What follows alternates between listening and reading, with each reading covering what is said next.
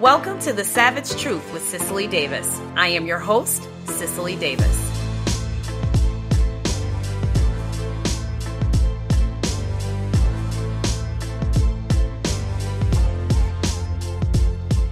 Well, it has been 5 years since the well-financed I Promise School was established, and to no one's surprise, as backed by the know-it-all social issues critic LeBron James, the results are in, and the school has failed, particularly 8th graders. On today's episode, I'll talk about those results and what happens when woke public relations managers get involved in the education system.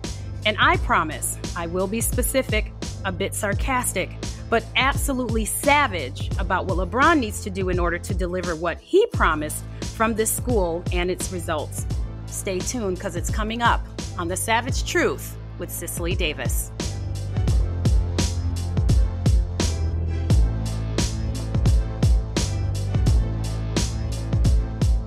Hello, everyone, and welcome back. This is The Savage Truth. I am your host, as said, Cicely Davis. Will you look at this? Will you look at this? We are 10 episodes in. Thank you all so much, truly, for your support and for choosing to tune in this week. As always, I kindly ask that you like, share, and listen on Spotify and YouTube and or Apple Podcasts and leave a positive review. It helps, truly it helps to not only grow the podcast, but more importantly, to get us all connected, discussing the issues and culture of America, and cause us all to perhaps reflect and think so that we can move back to our American societal fundamentals where honor and respect and freedom and liberty and faith and family and service and truth are the cornerstones of American life. I, of course, believe that the one and only way to get back to that is to be savagely truthful about where we are and how we got here. That being said, so I usually wince and cringe when LeBron James speaks about anything other than basketball, particularly on social issues. I mean, it's never good when someone who is extremely wealthy, successful, has a platform, enjoys fame and fortune, has a great family, has a great future, has an incredible story, actually chooses to use that fame and that fortune and that platform to criticize and demonize the very system that actually helped them and propelled them to achieve that high notable prosperity and fame and influence. And that's what LeBron James represents and is to me. LeBron's life, literally, his life proves that America and the American dream is achievable. The American dream is possible, and when applied, achieves great and measurable results. That's what his life actually reflects. And yet when he opens his mouth, he chooses to tout the opposite. I mean, this is a guy who grew up poor. He never went to college. He grew up in Akron, Ohio, with a difficult childhood, as he states. He at the same time, constantly is speaking against America, and he speaks as if he represents all of Black America. And he regularly discusses his childhood, saying that he regularly saw drugs, he saw guns, he saw killings, and all kinds of other things as associated with the poor lifestyle in the Black neighborhood. And he reported this, and he reports on a regular basis on his Sports Illustrated show called The Shop, that half of his friends he grew up with now are dead, and that he easily could have been one of them. But because of an exceptional talent and a skill set that he has playing basketball, along with the American dream formula, he has all the things that all illegal aliens risk life and limb for to cross our borders to get into, because they want a stab at and an opportunity and a chance to achieve even just maybe not even half, maybe even a quarter of LeBron James's success, at least experience true liberty and true freedom. They cross the borders because they know of liberty and life in a society that has and exercises true freedom. He has fame, he has fortune, he has family, he has influence, and he has a skill set. This is the American dream. And yet he influences through messaging and commentary that America somehow is racist and biased and pitted against particularly low-income Blacks. You know, he's famous, right? He's famous for that saying of being Black in America is tough. He stated that in 2017, and I quote, "No matter how much money you have, no matter how famous you are, no matter how many people admire you, being Black in America is tough. We've got a long way to go for us as a society and for us as African Americans until we feel equal in America." Until us African Americans feel equal in America. First of all, I'm Black, not African American. But even still, that's scary when a Black billionaire doesn't feel equal in America. I mean, if that's the case, if you can achieve the status of billionaire and Black in America and we still aren't considered equal or feel equal, then there's literally no hope for Black Americans, because it's still only a very, very, very small pocket of Black Americans who've actually achieved that financial status. So he should really be careful about his messaging. But anyway, he's just a complete gas bag, all right, in that situation, in those statements. That's absurd. Not to undermine that incident, however. And if you remember in 2017, the reason why he was making this statement was because he had some vandalism on his house. You know, someone had spray painted the N-word across his house. And, you know, this is not to at all undermine the incident. The person or the people who vandalized the James home with that racial slur are ignorant, racist idiots. Okay. Not at all trying to undermine that incident. But that belongs solely to that person or to those people. It's certainly not a reflection of America or American society. And for someone who sits at the top of the pillar of the NBA, an entire enterprise, mind you, that is made up of 73.2% Blacks, okay, 16.8% white players, and 3.1% Latino players, it's literally asinine and irresponsible for LeBron to make such a statement. It's just truly absurd. Oh, but Cicely, he grew up poor and he saw a lot of violence and struggle. I mean, he's just telling the truth about life for Blacks in America, especially the Black underclass, right? I mean, this is what I get. This is what I get from family members. This is what I hear from, you know, white liberals, because those two, you know, speak synonymously. No, LeBron James and his life is a testament to the beauty of the American dream. And sadly, if you break it down, what he's really saying, especially to Black Americans, is basically, I made it, you haven't. I'm speaking up for you because you alone just being Black can't make it. You see, I have a gift. I have a special skill set. But for that special skill set, I would be where you lowly Blacks are. You can't make it. I'm exceptional. See, this is what I have a problem with messaging coming out of the mouths of people like LeBron and Oprah Winfrey, is because, you know, Oprah Winfrey, she's famous for this too, saying that white privilege has held Black people back. And it's like, how insulting to especially the white female demographic. I mean, but for white women, Oprah Winfrey would be a no name. And so I always want to just raise my hand, even when I'm at home and I'm watching her on TV, I just instantly think, why doesn't someone raise their hand and ask her, well, Oprah, if white privilege held Black people back, how did you make it? She would have to answer that question. And the only way to really answer that question is she would have to say, well, I'm special. Well, I'm unique. I'm not your average poor Black person. I had a special skill set. I'm better than the average Black person. I mean, that's the only answer you can possibly give.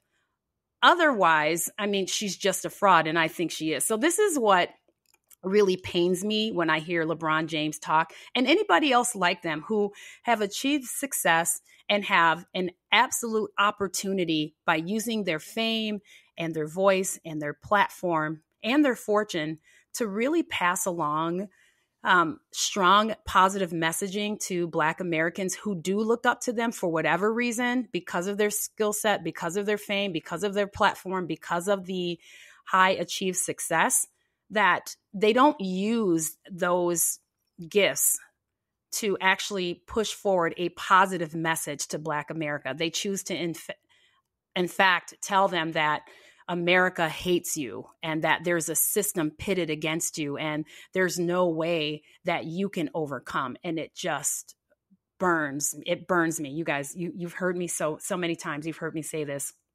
But that's the basic message. And that's why it just absolutely just turns my stomach. Blacks should absolutely be offended when they hear people like LeBron and Oprah send out this message and people like them. The system is absolute. The American system is absolute. It will work if you work it, period. So in 2017, he started talking about opening a school in Akron, Ohio, where he's from. And he wanted to give back to the inner city and to the kids who live there. Now, LeBron admits he had a dream and mentors that allowed and enabled him to become who and what he is today. And I will say that the act and the intentions were good. He gave back, and I cannot and will not criticize that one bit. I mean, this is a good thing. He's coming from a really good place. He is literally giving back. That's a good thing. I won't criticize that. I Promise School, or IPS, is a public elementary school. Here are some other facts. It was opened in 2018. It was supported by LeBron James Family Foundation.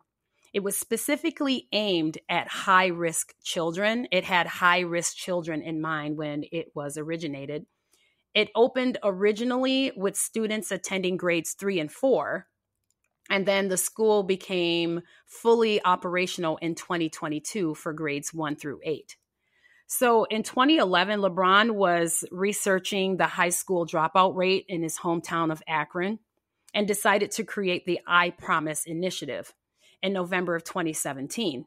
The foundation and LeBron expressed to the Akron School Board their desire to create a school that aims to assist disadvantaged kids with their studies. He wanted to just help them out because, again, he had that experience. He walked it and he grew up in it. And so he had some, experience with it and wanted to give back. Having grown up in Akron, James struggled as a student due to unstable conditions at home. His mom was unable to find a permanent job or permanent employment, which forced him and the family to move multiple times. And this inadvertently caused LeBron James to be absent 83 days in the 4th grade, resulting in substantial lack of education. This was, in fact, his motivation to start the initiative and to start the school. So LeBron considered and still does the school and its foundation as the most important professional accomplishment of his life. Now, knowing the results, we'll come back in a minute to see how he actually thinks about that. We'll talk about that in a second. But I just want to note, in fairness and objectivity, that the foundation also funds additional services such as uniforms, food for families, career placement services, bikes and helmets for each student, transportation for those qualified students. They offer GEDs and job placement services for the parents as well. Okay, so when I say well-financed, this is a very well-financed school. Now, today, it's reported that 5 years into the well-financed $8 million a year school, $8 million a year, that not a single 8th grader can pass Ohio's math tests, and just 8% of the entire student body can read at an appropriate level. Now, I talked about in my previous episode the equivalent of comprehension in Black kids, and it's pretty profound. So if you haven't heard that and you're new to the show or new to the podcast, please go back and listen to that. It's pretty disturbing. I wonder if James has the same sentiment of accomplishment with those results. So he was saying that his greatest professional accomplishment is this. I wonder if he actually still feels the same way now. So this is what happens when woke public relations managers partner up with famed celebrities without doing research and stepping into a realm in which they have absolutely no business in. You know, there's a saying, stay in your own lane. That's what's needed here. Okay. It's the same script played out on a flimsy stage where fame, name, and influence is issued to make a promise and a fantasy is sold. A true liberal fantasy where taxpayers foot the majority of the bill, a celebrity offers promises and speeches and publicity, and they end up financing the luxurious bells and whistles, and corporate media then swoops in and to write about the school, all of its amenities. It will write about the attendees and the faculty and the staff, and it, of course, will write and tout and sing praises and write praises about the launch of the school or the project. You see, to LeBron and all the woke hopefuls, the lack of uniforms and the lack of bikes and food and affordable housing and Nike-themed decorations, that's what actually stood in the way of LeBron achieving in school. It's why LeBron wasn't on the honor roll in junior high. 60%, mind you, of the students at the I Promise school are Black. So the question is this, white libs and Black people: how many celebrity stepdaddies, how many welfare programs and affirmative action and equal housing, social justice initiatives and criminal justice reform and unaccounted Black grants have to fail in order to finally accept that the nuclear family is the answer? How many? So I don't know if people really get the implication of these results, right? I mean, I know that some people have talked about it, not a whole lot of people, because of course, one side isn't really reporting this a whole lot. But for those who are talking about it, they're kind of missing the true implications of this, okay? Not only did the school fail all these kids, not only does LeBron and his foundation get embarrassed, as they should be, not only do the taxpayers pay for yet another failed public school, but the whole entire notion that what's lacking in the inner city, particularly for Black kids, is a well-financed school with the same wealth and resources as white schools. That completely is blown out of the water. That argument with these results on this school blows that entire notion out of the water. That whole theory literally blows up in their face. Come to find out, God's family design is the foundational basis for educational success. Okay, so the nuclear family is the reason for academic achievement. I mean, the government has been throwing money at schools for decades without any discernible progress. Affordable housing is not a substitute for, here we go, a dad. Okay, not a substitute for a dad. Study after study after study shows that intact families with involved dads produced high-achieving kids, regardless of economic status or race. But this experiment of I promise blows up and falls down in comparison to intact family structure, which, by the way, LeBron has now today. Okay, LeBron James has a family. LeBron James married his high school sweetheart, had kids after he was married, and has an intact family. So their success isn't going to come because he's a billionaire. It's going to come because he has a strong family, healthy family structure. They will be successful with that, even if LeBron James only made $60,000 a year. Okay. So family is the reason for academic achievement. You see, it's not your zip code. It's not economic status. It's high priority on family. Economic status and zip codes do not explain achievement gaps. They just simply don't. Those who believe that money achieves academics are sadly mistaken. They just simply are. When I and so many other intelligents say Black men need to take physical, moral, and financial responsibility for their children, it is gravely important to accept that. The importance of fathers is unfortunately underestimated in the Black community. Black people, Black citizens, hear me and hear me good. Hear me and hear me loud. You do not need more programs, as been said to me by someone very close. We need more government programs. You don't need more government programs. You don't need more money. You need a damn daddy. That's what you need. You need a daddy, okay? Now, the thing that so many wokies and those in the Black community miss is that LeBron admits that he had two things that made him who he is and what he is today, okay? And this is missed. And maybe it's not even missed by them. Maybe it's actually ignored. But he had two things. He had a dream and he had mentors. The mentors, they miss that or they ignore that. So taking physical, moral, and financial responsibility goes for those Black men who may not have kids of their own. You see, if you have a female in your life or you know of a female who has kids, it's your responsibility to step up and step in to help out and mentor, okay? This is about bridging that gap for those kids. This is village mentality. This is about community. This is about what we love to say in the Black culture, Black love. This is an example of true Black love. This is what helped LeBron get to where he was. He had a mother who was struggling, raising kids. She couldn't keep a permanent job. And he said he had a dream and he had mentors. And so if that worked for him and so many others, it would work for these kids as well. That is still relevant and prevalent today.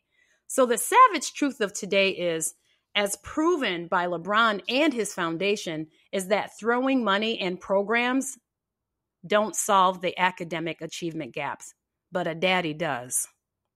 You need a daddy, okay? And you're going to have to allow me to be, I'm going to speak ebonically today. You need a damn daddy, okay? Once again, erasing yet another excuse for Black underachievement. Once again, that bike and that helmet, those Nike decorations, those uniforms, okay, the housing and the GEDs and the job placement all failed to achieve for those kids. Those kids have been severely failed. So next time, try a dad, okay? Get some male mentorship next time. Change your perspective on father absence. Teach academics along with spending some quality time at the dinner table, walks in the park, attending church. Sit down and read a book, okay? We need to get the men involved. Now, I always get in trouble for this one, but again, this is the savage truth. Ladies, don't bring any more illegitimate kids in the world. Choose wisely and responsibly after marriage to reproduce. Matter of fact, if you have 4, 5, or 6, you're actually done. You're done. Find a cousin, find an uncle, find a grandfather, find a deacon or a pastor to help mentor and spend time with the ones you already have. Men, same to you. Don't make any more illegitimate children. Go care for and spend time and money on the ones you have. Step up and be present in their lives. Do better for yours than what was done for you. Father absence is still the biggest, most prevalent problem in the Black community. You can't get away from it, and it simply will not go away. We have to accept it. We have to acknowledge it so we can change it. And I feel for these kids, but they're not alone, unfortunately.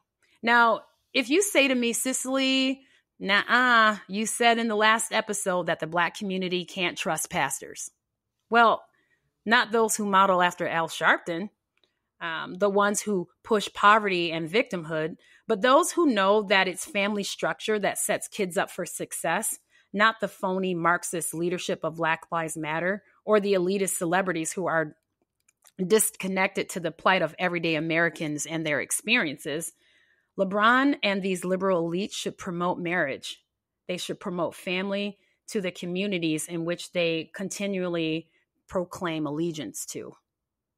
The ones they're always trying to save, that's who they should preach family and marriage to.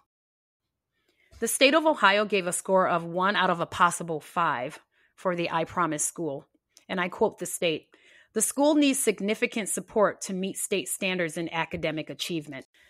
So when I take this all in and I look at these results and I think about the total amount of time and money and publicity, effort and energy went into this whole I Promise school through the LeBron James Foundation, and I think about those scores, I want to end in a certain way. I think I'll end like this. LeBron James, though he doesn't attribute to it, is an American success because of the American principles put in place and applied in his life. He is a poor Black kid, after all, from Akron, Ohio, and he has a significant list of successes. I'm going to just list these professional achievements. Now, this is pretty extensive, so listen to this here. Here's a list of LeBron James, just his professional basketball achievements alone. He is a billionaire. He was the NBA MVP in 2009, 10, 12, and 13. He was a four-time NBA champion in 2012, 13, 16, and 2020. He was a four-time NBA Finals MVP in 2012, 13, 16, and 20. He was 19 times NBA All-Star in 2005 through 2013. He's the 3 times NBA All-Star Game MVP in 2006, 2008, and 2018. 13 times All-NBA First Team 2006, 2008, 2018, and 2020. He's 3-time All-NBA Second Team 2005, 2007, and 2021. He made Rookie of the Year in 2004. He was Sports Illustrated Spokesperson of the Year in 2012, 2016, and 2020. He had won the NAACP Image Award, President's Award in 2021. He was the National Basketball Association Award. He won that in 2017. The Associated Press Male Athlete of the Year, he won that in 2016, 2018, and 2020. He was the Best Male Athlete ESPY Award winner in 2012, 2013, 2016. He was the Best Breakthrough Athlete for ESPY Award winner in 2004. He won Mr. Basketball USA in 2002, and he won Mr. Basketball in Ohio in 2001. This is where LeBron James shines, in basketball, right? I mean, this is his lane. This is where he belongs. This is a lane that's not dotted. For all of you really bad drivers out there, okay, this is not a dotted line lane where he can cross over. This is a solid line. In fact, it is a solid yellow line. He should get in the basketball lane and stay there, remain there. So I said in the beginning, I would be specific as to what LeBron should do going forward. And if he's not going to be someone to use his fame and his fortune and his platform to encourage marriage and family, which is what he really should be touting, and the importance of forging the American dream, we should then consider the results in Akron and for Black achievement across the country today. So to all the celebrities and the wokies and the like, they should absolutely stay in their lane. With specificity to LeBron, he should just take that basketball, that round orange thing with the really skinny black lines, and he should bounce it. He should dribble it. He should shoot it. He should dunk it, pass it. He should shoot it, shoot free throws, 2-pointers and 3-pointers, layups and alley-oops. And he should leave politics and education to the professionals. The kids would be a lot better off. Please like, subscribe, share, and listen on YouTube, Apple Podcasts, Spotify, and leave a positive review. And remember, folks, be bold, be strong, be faithful, be true. I'm Cicely Davis. Till next episode.